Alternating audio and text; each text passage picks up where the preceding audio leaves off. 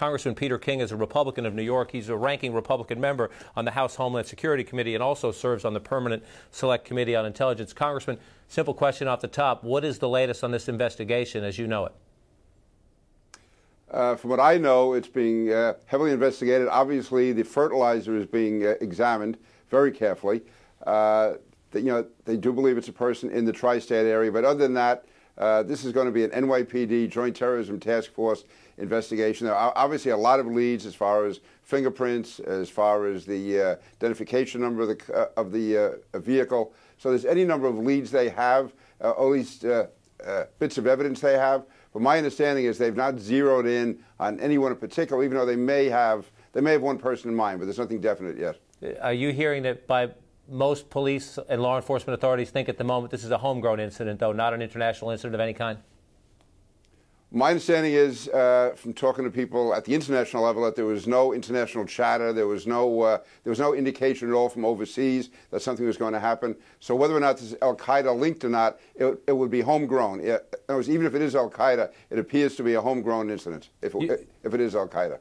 Earlier today, you raised some eyebrows when you were trying to figure out who might be responsible for this, and you were being careful in saying might, but you did say one possibility, and again, this is one possibility. Close to the Viacom building, you were saying that the outrage at one of the South Park incidents not that long ago. Was that perhaps getting out a little ahead of yourself?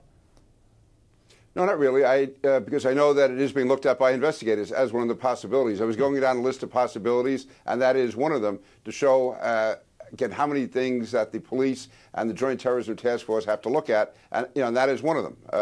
But that basically is all I know is that they themselves, the police, thought it was something that should be looked into. It is being looked into, along with any number of other scenarios. What's your sense from everything you've heard here?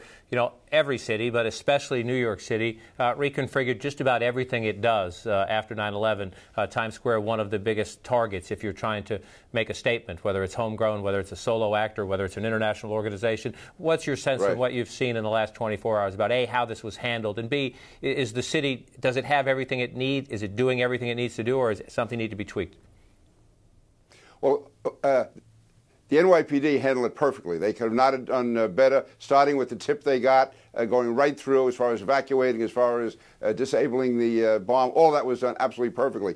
What we do know, though, is that New York is the #1 target in the world, and we do definitely need more Homeland Security funding to get the job done. In particular, the President has zeroed out all the money this year for radiation detection in New York, and we believe that the next attack on Manhattan will come from the outer boroughs or from the suburbs by a vehicle. That is the most likely, and the real concern will be a dirty bomb. So last night we saw part of that. We saw a vehicle which seems to have been brought from the outside Manhattan into Manhattan, and it did contain a bomb. It was not a radioactive device, but it could have been. So I would say that the main thing we need right now is to make sure that New York City, Long Island region get their fair share of Homeland Security funding, and specifically that the Secure the Cities, which is the radiation detection program, be continued by the President and not zeroed out the way he's done it in this year's budget.